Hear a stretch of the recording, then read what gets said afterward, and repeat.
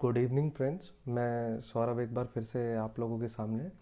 और जैसा कि मैंने वादा किया था आप लोगों से कि हम आज रात तक एक वीडियो बनाएंगे जिसमें कि हम लोग डिस्कस करेंगे कि जो बच्चे एसएससी के रिज़ल्ट के इंतज़ार में अपना मेंस का प्रिपरेशन उस लेवल तक नहीं कर पा रहे थे या दुविधा में थे कि कैसे करें, और अब जो बचे हुए 15-20 दिन है वो उसमें अच्छी खासी तैयारी करना चाहते हैं, तो किस तरह से मेंस को अप्रोच किया जाए। तो एज सच जो एसएससी जेई का मेंस है और बाकी जितने भी स्टेट एई के एग्ज़ाम्स में जो मेंस के एग्ज़ाम होते हैं और जो खुद इंजीनियरिंग सर्विसेज का मेंस का एग्ज़ाम जो होता है, तो इन सब में काफ़ी डिफरेंस है। हालांकि पूछते वही सब्जेक्ट है, पर टाइप ऑफ क्वेश्चन किस तरह का होता है, लेवल कैसा होता है, इन चीज़ में ज़मीन आसमान का अंतर है। तो एसएससी की सबसे बड़ी क्वालिटी होती है कि ये बहुत ही रिपीटेटिव टाइप के इसके क्वेश्चंस होते हैं कन्वेंशनल में। और तो चलिए देखते हैं। तो हमने कुछ लिस्ट बनाए हैं सब्जेक्ट के कि हम इस तरह से आपको नहीं बताएंगे कि आप ये भी कर लीजिए ये भी कर लीजिए और एट द लास्ट आप जा कर के बोले कि इसने तो सारा ही सिलेबस बता दिया। हम बहुत ही चुनिंदा टॉपिक्स लेकर के आए हैं जो आपको करके जाना ही जाना है मेंस में, जो कि मस्ट है। और बहुत ही कम चीज़ें मैं आपको बताऊंगा करके जाने के लिए, और आप इन सारे टॉपिक्स को आप वेरीफाई कर सकते हैं एसएससी के प्रीवियस ईयर के पेपर से। आप पिछले साल का पेपर उठा करके देख लेना, कुछ इसी तरह से आपको ट्रेंड मिलेगा। तो चलिए शुरू करते हैं। कुछ जो मोस्ट इम्पॉर्टेंट सब्जेक्ट है, तो सबसे पहले एसएससी मेंस में एसएससी वालों का जो सबसे फेवरेट टॉपिक है वो है सॉइल मैकेनिक्स। सॉइल मैकेनिक्स आपने देखा होगा कि पिछले 5 सालों में ये लगभग 300 नंबर के पेपर में लगभग 75 to 90 मार्क्स का आता है। लगभग 1/3 का वेटेज सिर्फ सॉइल मैकेनिक्स रखता है। तो सॉइल आपको जो बेस्ट लेवल है उस लेवल तक आपको करके जाना है। अगर मैं सॉइल मैकेनिक्स में भी अगर मैं कहूँ कि अगर किसी बच्चे का सॉइल मैकेनिक्स वीक है, और अगर मैं उसमें भी कहूँ कि जो 3 सबसे इम्पॉर्टेंट चैप्टर होंगे वो होंगे आपके लिए अर्थ प्रेशर थ्योरीज और शेयर स्ट्रेंथ और कंसोलिडेशन। इस 3 चैप्टर से ही आपको 50% ऑफ क्वेश्चंस आपको वहाँ पर मिल जाएंगे। तो अब बात करते हैं जो सॉइल मैकेनिक्स के बाद जो नेक्स्ट सबसे इम्पॉर्टेंट चैप्टर है हमारे लिए, वो है आरसीसी। आरसीसी भी एसएससी का फेवरेट टॉपिक रहा है हमेशा से, और उसमें भी 40 मार्क्स के करीब 45 मार्क्स के करीब आपको मिल जाता है। हालांकि आरसीसी के क्वेश्चंस थोड़े से लेंदी टाइप के होते हैं, उसमें डिज़ाइंस होते हैं। और अगर आरसीसी में भी आपको अगर पूछा जाए कि कौन सा इम्पोर्टेंट और कौन सा हॉट टॉपिक्स रहेगा एसएससी के लिए, तो वो सबसे जो 4 हॉट टॉपिक्स रहेंगे उनके लिए वो होंगे बीम, स्लैब, कॉलम और फुटिंग। ये 4 डिज़ाइन अगर आप डेली प्रैक्टिस करें अभी से भी, तो 99% चांस है कि इस 4 में से कोई से 2 डिज़ाइन आपसे पूछेगा वो एसएससी। ठीक है। तो इसके ये 2 सब्जेक्ट हो गए। इन 2 सब्जेक्ट को मिला करके अगर आप देखेंगे पिछले 5 सालों के वेटेज निकाल करके देखेंगे, तो ये लगभग 100 मार्क्स से ऊपर के हैं। और आपने देखा भी होगा कि मेंस में कट ऑफ भी कोई बहुत ज़्यादा नहीं जाती है। अगर आप सिर्फ 2 सब्जेक्ट पढ़ करके भी अगर अच्छा कमांड है आपका 2 सब्जेक्ट पर, और तब भी अगर 100 110 इस तरह का मार्क्स आप स्कोर कर रहे हैं, तो आप बहुत अच्छे सिचुएशन में आ जाएंगे एग्ज़ाम के दौरान। और उसके बाद अगर हम नेक्स्ट सब्जेक्ट की बात करें, तो उसके बाद जितने भी सब्जेक्ट्स हैं वो छोटे छोटे सब्जेक्ट्स हैं। एक एक सवाल पूछते हैं, 15-15 मार्क्स के छोटे छोटे न्यूमेरिकल्स होते हैं जो कि ज़्यादा टाइम कंज्यूमिंग नहीं होते हैं। और अगर आपको आते हैं तो आप बहुत इजीली उन मार्क्स को गेन कर सकते हैं। तो जो तीसरा सबसे मोस्ट इम्पॉर्टेंट सब्जेक्ट जो होगा वो होगा सोम। सोम से भी जनरली ये पिछले जितने भी सवाल आए हैं उसमें से 90% सवाल ये लोग हर साल एक सवाल ज़रूर डालते हैं, शेयर फोर्स और बेंडिंग मोमेंट डायग्राम ड्रॉ करने के लिए। और उसके अलावा कभी कभार डिफ्लेक्शन चैप्टर से भी क्वेश्चन देखा गया है, और कभी कभार जो है वो टॉर्जन चैप्टर से भी देखा गया है। इसके अलावा किसी और चैप्टर से बहुत रेयरली ही सवाल उन्होंने पूछा है। तो अगर आप सोम में इंटरेस्टेड नहीं है इतना, और फिर भी आप सोम के मार्क्स अगर गेन करना चाहते हैं, तो आपके लिए सबसे बेस्ट होगा कि आप सोम से shear force and bending moment most important है, आप इस टॉपिक को एटलीस्ट ना छोड़ें, इस टॉपिक को आप कंप्लीट कर लें। बहुत ही आसान टॉपिक है। और इसके बाद हम नेक्स्ट सब्जेक्ट की तरफ चलते हैं। नेक्स्ट सब्जेक्ट होगा स्टील स्ट्रक्चर्स। तो स्टील स्ट्रक्चर्स में आपको थोड़ा सा सावधान रहने की ज़रूरत है, क्योंकि स्टील स्ट्रक्चर से हर साल एक सवाल आता है और वो बहुत ही प्रिडिक्टेबल है कि वो सवाल होता है कनेक्शन से। और आपको अगर कनेक्शंस पर पकड़ है स्टील के, तो आप वो 25 मार्क्स इजीली गेन कर सकते हैं। हर साल 25 मार्क्स का लास्ट क्वेश्चन जो होता है क्वेश्चन नंबर 6 में एक स्टील का डिज़ाइन दिया रहता है, एक shear force bending moment draw करने का क्वेश्चन रहता है, और एक क्वेश्चन रहता है आपका एस्टिमेटिंग कॉस्टिंग से। तो एस्टिमेटिंग कॉस्टिंग में भी वो लोग बहुत ही प्रेडिक्टेबल होता है कि ये जनरली लास्ट चैप्टर जो होता है जिसमें थ्योरी है, ये एस्टीमेट वगैरह से, तो उधर से थ्योरी का एक क्वेश्चन देते हैं 10 नंबर का, और 25 मार्क्स का ये shear force bending moment diagram, और 25 मार्क्स का स्टील का डिज़ाइन। तो आपको स्टील के डिज़ाइन में आपको थोड़ा सा सतर्क रहना है, और आपको कनेक्शंस पे अपनी पकड़ मजबूत बना करके रखनी है। उसके जितने भी कोडल प्रोविजंस हैं आप उन पर ध्यान दें, और जितने भी टाइप्स हैं उसके, चाहे वो एक्सेंट्रिक कनेक्शंस वाले हों, चाहे वेल्डिंग का हो, चाहे बोल्टिंग का हो, रिवेटिंग से तो सवाल नहीं आते हैं आप आजकल, तो आप एटलीस्ट वेल्ड डिज़ाइन और बोल्ट का डिज़ाइन ये करके ले जा सकते हैं, और इससे आपको 25 मार्क्स मिलेंगे।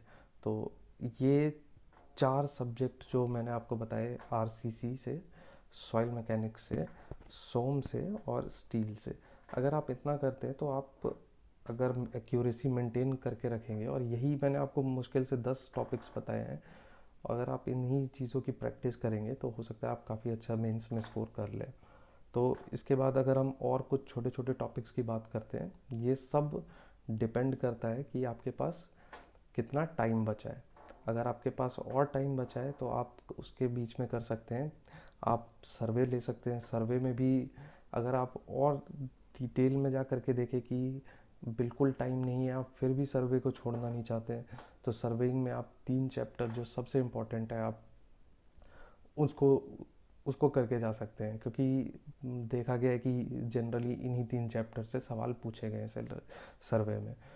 हालांकि प्री में बहुत इम्पोर्टेंट सब्जेक्ट होता है सर्वे, उसमें काफ़ी डेप्थ में जा कर के काफ़ी डाटाज काफ़ी कुछ पूछा जाता है, पर मेंस में ऐसा नहीं है। मेंस में बहुत ही रिपीटेटिव नेचर का रहा है। तो जो सर्वे में आपको जो 3 सबसे इम्पोर्टेंट चैप्टर आपके लिए होंगे, वो होगा चेन सर्वेइंग, और फिर उसका बाद होगा ट्रैवर्सिंग, और उसके बाद होगा लेवलिंग। उसमें भी सबसे इम्पोर्टेंट चैप्टर आपके लिए होगा ट्रैवर्सिंग। ट्रैवर्सिंग में जिसमें आपको करेक्शंस अप्लाई करने होते हैं डेटा पर, फोर बियरिंग, बैक बियरिंग, इन सब पर जो करेक्शन अप्लाई करना होता है, लोकल अट्रैक्शन के लिए करेक्शन अप्लाई करना होता है, इस टाइप के सवाल पूछे जाते हैं उसमें। और लेवलिंग में आपसे हो सकता है कि हाइट ऑफ इंस्ट्रूमेंट मेथड या राइज एंड फॉल मेथड, इनसे आपसे टेबल फिलअप करवाए, या कोई और तरह का न्यूमेरिकल आपको दिया जा सकता है। तो सर्वे में आप एटलीस्ट, अगर आपके पास बिल्कुल टाइम नहीं है तो आप ट्रैवर्सिंग वाला चैप्टर आप करके जा सकते हैं।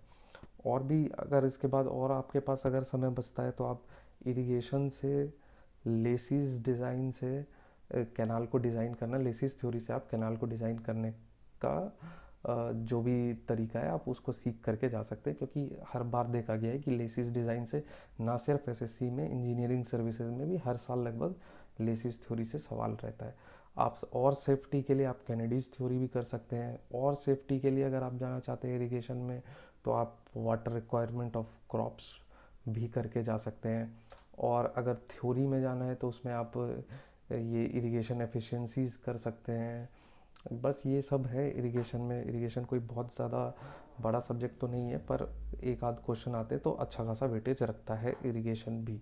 उसके अलावा अगर आपके पास समय बचता है तो अगर आप हाईवे भी करना चाहते हैं तो हाईवे में आप साइड डिस्टेंस करके जा सकते हैं। सिर्फ आप ओवरटेकिंग साइड डिस्टेंस और स्टॉपिंग साइड डिस्टेंस, इसके न्यूमेरिकल्स आप लगा सकते हैं। और इसके बाद अगर हम देखें जो हमारे जो और छोटे मोटे सब्जेक्ट्स हैं, जैसे कि हाइड्रोलिक मशीन्स हो गया, तो हाइड्रोलिक मशीन्स में भी कभी सवाल आता है कभी सवाल नहीं आता है। तो हाइड्रोलिक मशीन्स अगर आप करना चाहते हैं तो आप उसमें पेल्टन व्हील टरबाइन, इनके जो डिज़ाइन स्टैंडर्ड्स हैं आप वो एक डिज़ाइन का प्रॉब्लम कर सकते हैं पेल्टन व्हील टरबाइन का। और अगर आपके पास और समय बचता है तो आप पंप्स में भी, स्पेशली रेसिप्रोकेटिंग पंप और सेंट्रीफ्यूगल पंप को आप देख सकते हैं, लेकिन उसमें भी आपको मेन फोकस करना चाहिए पेल्टन व्हील टरबाइन के डिज़ाइन को। और फिर आता है फ्लूइड मैकेनिक्स। तो इसमें बच्चों को सबसे ज़्यादा डाउट रहता है कि फ्लूइड मैकेनिक्स हम मेंस के लिए पढ़ करके जाएं या ना जाएं। और हमने ये भी देखा हुआ है कि फ्लूइड मैकेनिक्स कभी भी सिविल इंजीनियरिंग के मोस्ट ऑफ द एग्ज़ाम में कभी भी हमेशा फेवरेट टॉपिक नहीं रहा है। फ्लूइड मैकेनिक्स के कंपैरिजन में OCF जो है, ओपन चैनल फ्लो, इसका वेटेज काफ़ी अच्छा रहता है, क्योंकि OCF एक तो छोटा सब्जेक्ट भी है, काफ़ी छोटा सब्जेक्ट है, और उसका वेटेज भी फ्लूइड मैकेनिक्स के कंपैरिजन में काफ़ी बेटर है।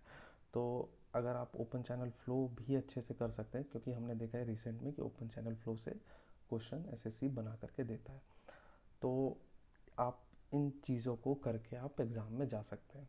तो अब कई लोगों के मन में डाउट ये होगा कि मैंने ना BMC का नाम लिया बिल्डिंग मटेरियल का, ना मैंने एनवायरमेंटल इंजीनियरिंग का नाम लिया, कि मैं सजेस्ट करूँगा आपको कि अगर आपके पास समय नहीं है तो आप बिल्डिंग मटेरियल और कंस्ट्रक्शन और आप एनवायरमेंटल इंजीनियरिंग, इन 2 सब्जेक्ट्स को आप छोड़ करके जा सकते हैं, क्योंकि इनका कॉस्ट बेनिफिट रेशियो बहुत ही कम है। बिल्डिंग मटेरियल में नुकसान ये है, वेटेज उसका भी अच्छा है, उसमें से भी आते हैं सवाल, उसमें से भी आपसे टेस्ट पूछते हैं, आपसे वर्केबिलिटी की डेफिनेशन पूछ दी। तो उसमें जनरली ये देखा गया है SSC में कि आप थ्योरी के क्वेश्चन को कितना भी बढ़िया अटेम्प्ट करें तो उसमें मार्क्स बहुत कम मिलते हैं। न्यूमेरिकल आप करें, ज़्यादा से ज़्यादा आप न्यूमेरिकल अटेम्प्ट करें, न्यूमेरिकल एक्यूरेसी के साथ अटेम्प्ट करें, तो उसमें आपको मार्क्स मिलते हैं। थ्योरी आपने कितना भी अच्छा लिखा हो, आप ज़्यादा मार्क्स की उम्मीद ना करें SSC में, यही देखा गया है। और जितने भी प्रीवियस ईयर स्टूडेंट्स के जो आंसर शीट्स अवेलेबल हैं RTI की कॉपीज़ के थ्रू, आप उसमें ये सब चीज़ें देख सकते हैं। और जितना ज़्यादा से ज़्यादा हो सके आप इन सब चीज़ों को एनालाइज़ कीजिए। तो मैं लास्ट में आपको फिर से यही कहूँगा कि आप सॉइल करिए और RCC करिए, ये 2 सब्जेक्ट आपका सबसे प्राइम फोकस होना चाहिए, क्योंकि ये 2 सब्जेक्ट्स आपको 100 मार्क्स दिला सकते हैं अगर आपको इन 2 सब्जेक्ट्स पर कमांड है। और अगर आपने एक बार 100 मार्क्स गेन कर लिए एग्ज़ाम में, तो उसके बाद आप जितने भी ये छोटे छोटे सब्जेक्ट्स बताए हैं उसमें किसी सब्जेक्ट से 15 मार्क्स का आता है, किसी सब्जेक्ट से 20 मार्क्स का आता है, तो आप वहाँ से भी छोटे छोटे थोड़े थोड़े मार्क्स गेन करके अपना टोकरी भर सकते हैं मार्क्स का। तो यही है मेरी तरफ से टिप्स। अच्छे से तैयारी कीजिए, अच्छे से पढ़ाई कीजिए, और स्ट्रेस मत लीजिए बिल्कुल भी। और देखते हैं, बस जो होगा आपके हाथ में, सिर्फ मेहनत करना है, मेहनत कीजिए। Thank you. और यही टिप्स को आप फॉलो कर लीजिए। और सबसे लास्ट में इम्पोर्टेंट बात कि हमने ये चैनल शुरू किया था स्टूडेंट्स के लिए, स्टूडेंट्स की आवाज़ उठाने के लिए, स्टूडेंट्स को गाइड करने के लिए। तो हमारे मोटिवेशन को अप लेवल पर रखने के लिए हमारे चैनल को लाइक करें, सब्सक्राइब करें और शेयर करें। और कोई भी आपको कमी लगे तो नीचे कमेंट बॉक्स में लिख करके आप हमें बताइए कि हम किन चीज़ों पर इम्प्रूव कर सकते हैं। Thank you very much.